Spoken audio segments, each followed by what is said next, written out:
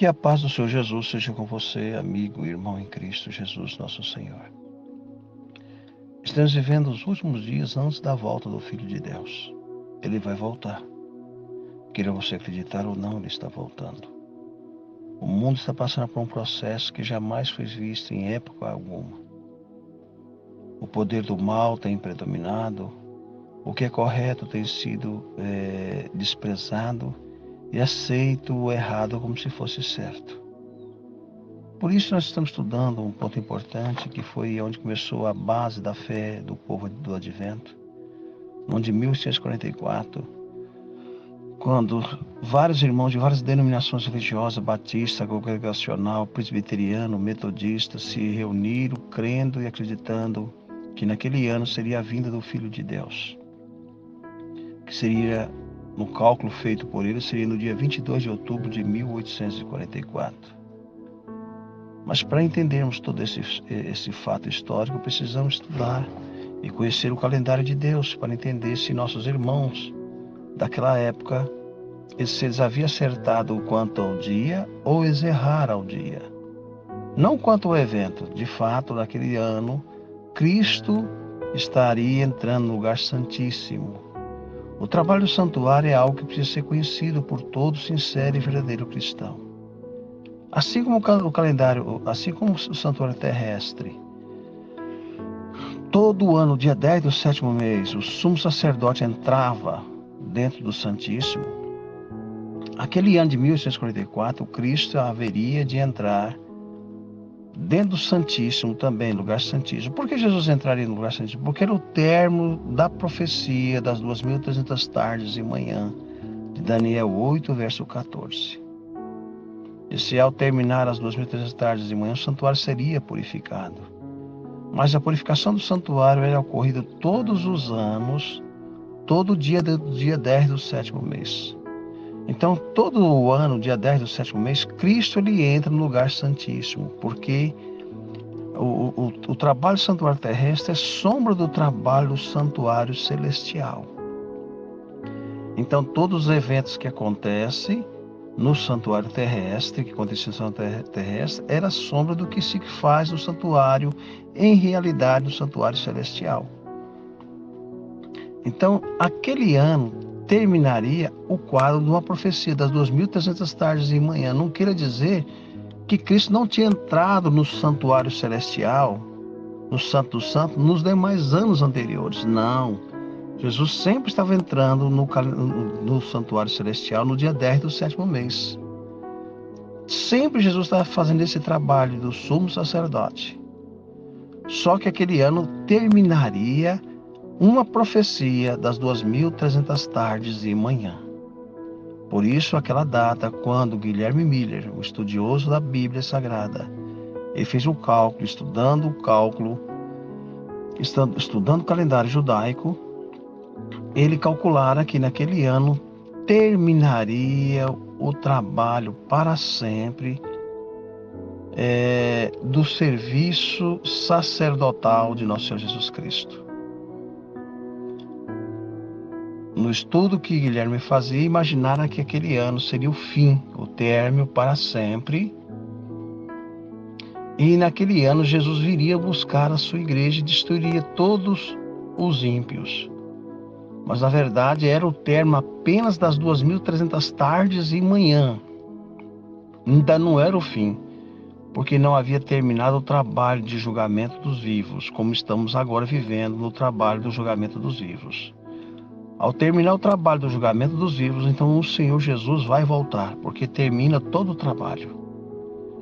Então é importante nós estudarmos e compreender todo esse fato histórico para entendermos. Então a pergunta fica: foi 22 de outubro de 1844 que o Senhor Jesus entrou no lugar santíssimo ou foi 23 de outubro de 1844?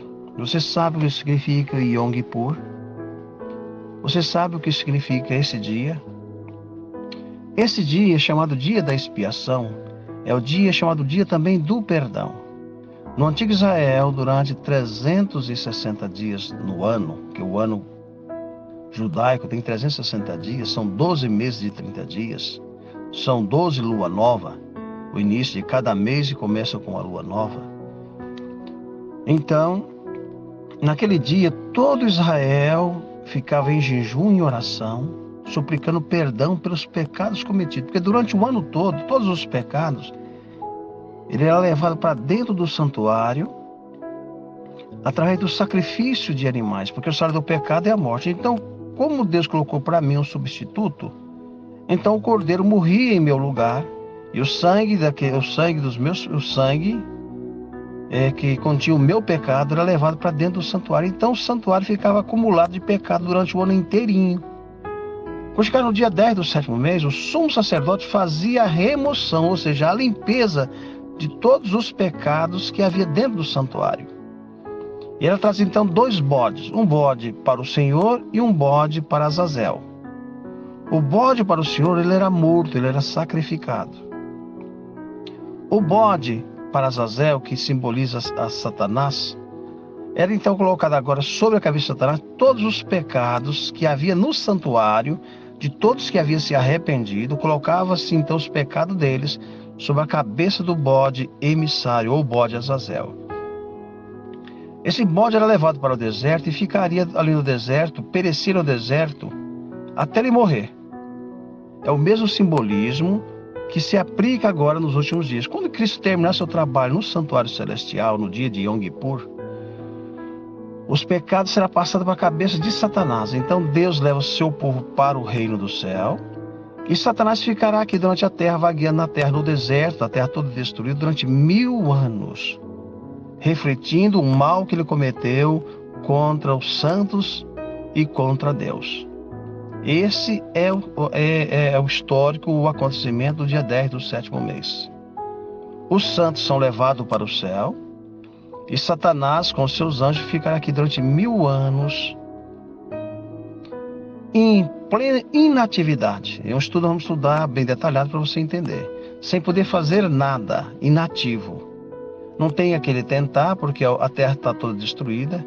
Então ficará em pleno deserto, assim como era o símbolo daquele do bode emissário que era levado para o deserto. Assim é o símbolo também aplicado a Satanás. Então o dia de Yom Kippur é um dia de arrependimento, abandono do pecado.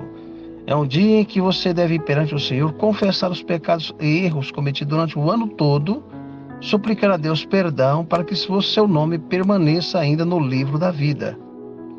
Isso é algo muito importante para ser estudado. Por isso aqui, no dia de Yom Kippur, deveria ser afligida a alma, e não trabalhava a pessoa no dia 10 do sétimo mês, era o dia da expiação, será feita para te purificar perante Deus, e será purificar de todos os teus pecados.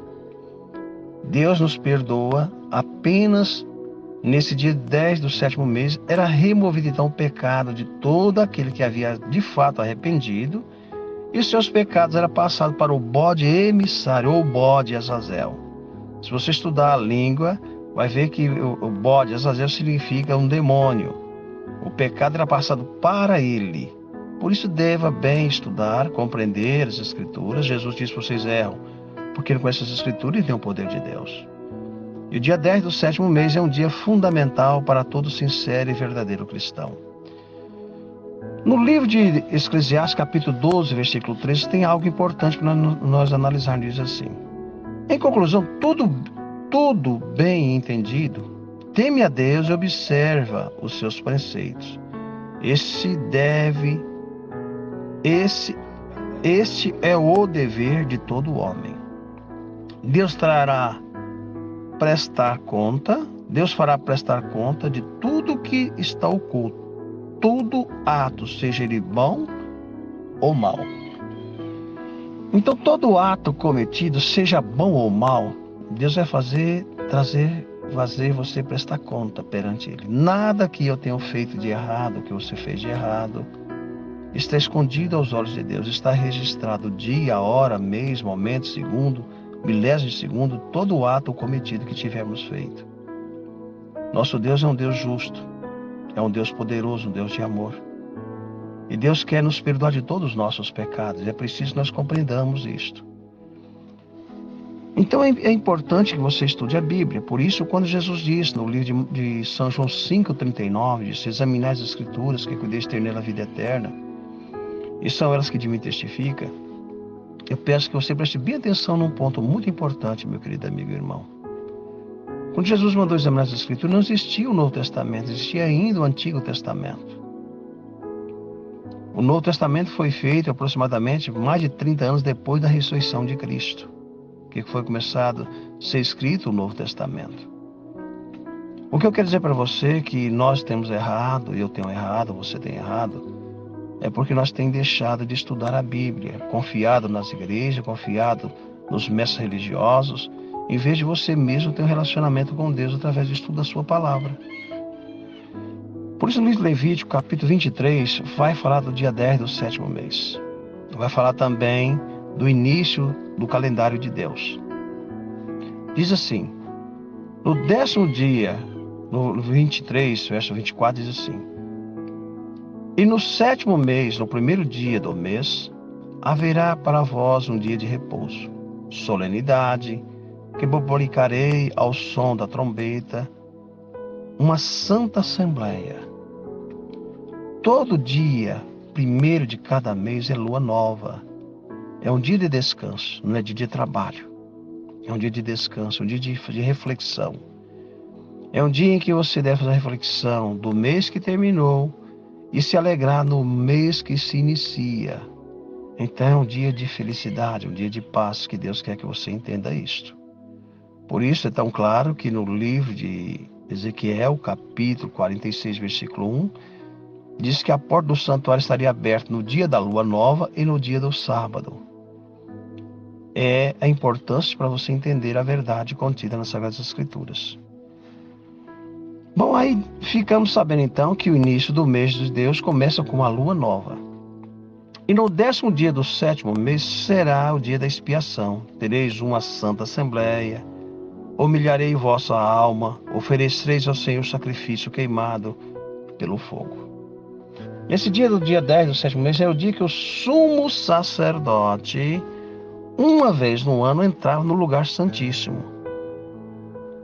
para assim ele fazer expiação por todo Israel. Era o único dia do ano, uma vez por ano, é que o sumo sacerdote entrava no lugar santíssimo. Dessa mesma maneira, todo dia 10 do 7º mês de todos os anos é o dia em que Cristo entra no lugar santíssimo. Há um equívoco no ensinamento dos nossos irmãos adventistas que esquece de ensinar que o trabalho do santuário terrestre ele é sombra do trabalho do santuário celestial. Então sempre estará em vigor, sempre estará em ação esse dia.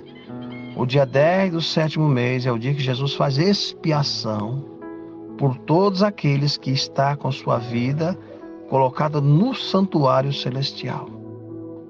É importante nós analisarmos isso, amigo e irmão.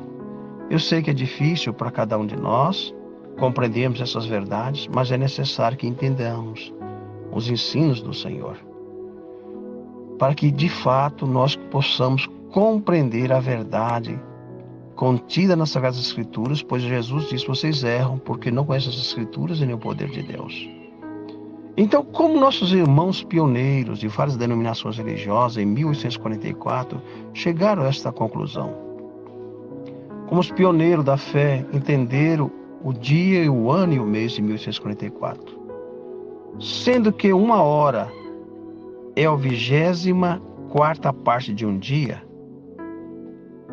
ou ano, simbolicamente, seria a metade de um mês, ou 15 dias. 360 dividido por 24, eu tenho um total de 15 dias, se eu calcular isso em profecia. Se eu pegar 360 dias, dividido em quadro profético, 1 hora equivale, então, 15 dias em profecia. Portanto, o tempo total do reinado muçulmano, independente no território romano oriental, é de ano de 391 anos e 15 dias, somando esse total, a data de 27 de julho de 1449, chegamos ao dia 11 de agosto de 1840. Um irmão fazendo estudo da profecia, ele disse, olha, se no dia 11 de agosto não caiu o Império Otomano, eu deixo de crer na Bíblia. E foi justamente, ele falou com antecedência, que foi no dia 11 de agosto de 1840, houve o término do período de independência turca. O Império Turco caiu. Porque a Bíblia tudo revela com antecedência, a palavra de Deus é clara, tudo está marcado no cronograma de Deus, em perfeita harmonia. Por isso precisamos estudar a Bíblia. Havia o tempo definido para o nascimento de Jesus, havia o tempo definido para a morte de Cristo, havia o tempo definido para a ressurreição de Cristo, e há o tempo definido para a volta de Cristo agora. Tudo está em perfeita harmonia com o cronograma que Deus determinou. O relógio de Deus continua trabalhando em perfeita harmonia. Então, chegado o dia 11 de agosto de 1840, houve o término do período da independência turca, conforme anunciado. Foram soltos 4 anjos que haviam sido preparados para aquela hora, dia e mês e ano, a fim de matarem uma terça parte dos homens. Apocalipse, capítulo 9, versículo 15. Os pioneiros então precisavam de 190 dias para o dia da expiação. O irmão Samuel Snow adotou plenamente a opinião de que, segundo os tipos cerimoniais, o advento do Senhor, quanto ocorresse, precisava ocorrer no 10º dia do 7º mês. O irmão Samuel Snow, um grande missionário, um homem de fé, que trabalhou destemidamente durante esse período do ano de 1840 a 1844, ele trabalhou fervorosamente pregando, acreditando na vinda do Messias. E ele então faz um trabalho, uma pregação, olhando e seguindo os tipos simbólicos que havia no santuário. Tudo que estava no santuário estava se cumprindo ao pé da letra.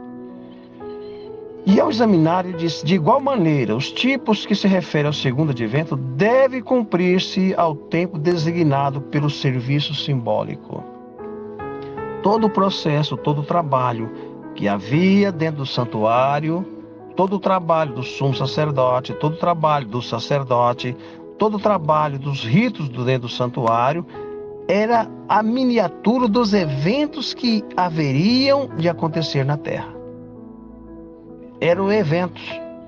E Samuel Snow, examinando profundamente isto, ele chegou à conclusão que tudo o que havia de acontecer haveria ser feito segundo o rito do santuário. E diz aqui mais ainda, no grande dia do juízo, Cristo virá, na glória de seu Pai, com seus anjos. Qual é o grande dia do juízo? É o dia 10 do 7º mês. Esse é o grande dia do juízo. São Mateus 16, 27 fala que no grande dia do juízo, Cristo virá em glória com seus anjos. Então nós já sabemos que uma data definida para a vinda do Filho de Deus é no dia 10 do 7º mês. É o dia em que Cristo há de vir. Demonstrou-se, portanto, de forma conclusiva, que no 10º dia do 7º mês do calendário judaico, o nosso 22 de outubro, o dia profético da tarde e manhã, contando a partir da lua nova de abril, o início desse ano judaico. Este é o holocausto da lua nova, de cada mês, por todos os meses do ano. Números, capítulo 11, verso 14. Então eu tenho 6 meses, vezes 30, eu tenho 180 dias. Preciso de mais 10 dias para inteirar os 190 dias, que era contado a partir da lua nova do mês de abril, que é o mês de Abib. Eu tinha que contar 190 dias para chegar ao dia 10 do 7º mês. Isso foi algo fundamental e importante para nós chegarmos a esse cálculo, aonde os irmãos, naquele período, errou por um dia. Eles erraram apenas por um dia. Com a mensagem do primeiro advento, assim a sua segunda vinda anunciava o reino da glória, e segundo como a primeira mensagem haja-se baseada na profecia, a experiência passada do povo de Deus não é para ser contada como fatos mortos. Disse ainda, não devemos tratar os fatos da experiência passada como o almanaque do ano anterior, desatualizado, irrelevante. O mesmo devem ser guardado na mente, pois a história se repete, diz Ellen White, ao presidente da Associação Geral, A.G. Daniels, em 1º de novembro de 1903, carta 238, manuscrito Realices, volume 5. Como os pioneiros descobriram o dia da expiação em 1844, o dia da lua nova, em 17 de abril de 1844, começava a contagem para expiação. Eu preciso de 190 dias para expiação, para chegar no dia 10 do 7º mês. Contando do dia 30 para trás, até o dia 17 de abril, eu tenho 14 dias, que faltam para o dia 30, para completar os 30 dias de abril. Então eu tenho 14 do mês de abril, tenho 31 do mês de maio, eu tenho 30 do mês de junho, 31 do mês de julho, 31 do mês de agosto, 31 de setembro e 23 de outubro, que me dá o total de 190 dias. Como eu posso dizer que os nossos irmãos, eles ficaram naquele dia, eles esperaram no dia 22, quando na realidade eles tinham que esperar no dia 23. Se ele tivesse entrado no dia 23, teria visto Cristo passar do lugar santo para o Santíssimo. Foi a visão que nosso irmão Irã Edson teve. Note bem, diz a história. A visão de Irã Edson, assim aguardavam a vinda do nosso Senhor, até que o relógio soou às 12 horas da meia-noite. O dia havia se passado e então nossos desapontamentos haviam se tornado uma certeza. Choramos e choramos até o dia raiar. Pouco mais tarde, quando Edson e um amigo atravessavam o milharal, olhou para cima para ver como, em visão, o céu abrira e Cristo no santuário celestial entrara no lugar santíssimo. O que nós precisamos compreender, que naquele dia em que nossos irmãos, embora estavam estudando o calendário judaico, mas eles haviam misturado ainda com o calendário gregoriano. É tanto que eles esperaram até a meia-noite no cálculo do dia 22. Na verdade, não era dia 22, já era dia 23, quando eles pararam, quando eles passaram a noite em espera. Por quê? O calendário de Deus vira-se ao pôr do sol. Então, ao pôr do sol, que ainda era dia 22, na verdade era dia 23, estava começando o início do pôr do sol do dia 23. Na manhã, quando o irmão Edson foi visitar os irmãos para levar a palavra de conforto pela decepção que eles estavam passando, era justamente o dia 10 do 7º mês. Foi no dia 23 em que Cristo entrou no lugar santíssimo. Isso houve vários diálogos entre a irmã White e os demais irmãos depois. Diz aqui: a palavra desafiadora acerca dos instrumentos de Deus, muitos atualmente desprezam a fiel reprovação que Deus lhe envia pelos testemunhos. Foi-me mostrado que alguns chegaram mesmo ao ponto de queimar as palavras escritas de reprovação e advertência. Minha voz foi ouvida em várias conferências e reuniões campestres. Agora devo proceder de outra maneira. Não posso me entregar à atmosfera de discussões e depois de dar testemunho que me custa muito, mais do que podem imaginar. Aqueles aos quais são, e se eu participar nas diversas reuniões, estou obrigado a discutir com homens responsáveis, dos quais sei que não desempenha uma influência segundo a vontade de Deus. Ellen White teve um grande combate contra o ministério da igreja, contra os chefes, os responsáveis, pois os seus corações endurecidos não queriam aceitar a verdade relatada por Ellen White e por os irmãos Attia Jones e Vagone, que foi em 1888, quando veio a clareza, o entendimento, para que pudesse compreender a verdade do calendário divino e compreendesse toda a verdade do trabalho do santuário, inclusive o estudo e o entendimento do livro de Gálatas. Houve grandes embates nesse sentido. E é tanto que a irmã White diz que até a ponto dos seus escritos serem queimados pela rejeição, pelo endurecimento do coração do povo. Da mesma maneira em que o povo de judeus rejeitaram a mensagem de João Batista, rejeitaram a mensagem de Cristo, também houve rejeição do adventismo referente às verdades contidas na Bíblia e no Espírito de profecia. São relatos históricos que devem ser examinados e pesquisados profundamente. E assim como hoje também tem sido rejeitado o calendário bíblico, o calendário de Deus, porque eu quero deixar algo bem claro para todos os pesquisadores das Sagradas Escrituras, que o dia 10 do 7º mês, sempre, em qualquer mês do ano, é o terceiro dia da semana bíblica da lua crescente. Sempre será o dia 10 do 7º mês, é o terceiro dia da semana da lua crescente. De qualquer mês, seja o mês de Abib, mês de Sivan, mês de Elu, o mês de Tisrir, de qualquer mês do ano, o dia 10 do 7º mês, sempre é o terceiro dia da semana.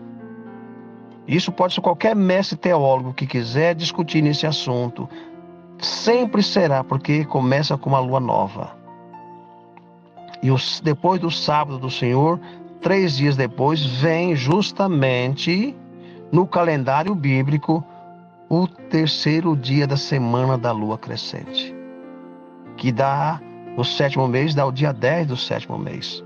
Vamos dar continuidade nesse estudo, porque é muito longo e precisa ser entendido com clareza e entendimento esta verdade. Vamos orar? Senhor e eterno e grandioso Deus, agradecidos somos por tua bondade e misericórdia. Ajuda-nos a compreender o dia 22 de outubro de 1844, que na verdade é o dia 23 de outubro. Foi o dia em que o Senhor Jesus entrou no lugar santo do santo. Precisamos entender toda a visão e todo o entendimento para que possamos compreender que a semana bíblica do Senhor, o sábado bíblico, sempre será o dia em que o Senhor determinou pelo seu calendário, pela lua, que rege a semana. Temos então 4 luas no mês: lua nova, lua crescente, lua cheia e lua minguante. Todas revelam uma semana segundo o calendário do Senhor. E o final de cada semana de lua é o sábado do Senhor. E o início de cada semana é o primeiro dia da semana, regido pela lua. Ajuda que o teu povo compreenda esse estudo e entenda a verdade para o tempo presente. Tenhas misericórdia deste homem falho e pecador. Perdoa os meus pecados, abençoa cada irmão e irmã que ouve esses áudios e ajuda-nos a preparar para a tua breve volta, em nome de Senhor Jesus, que vive e reina por toda a eternidade. Amém.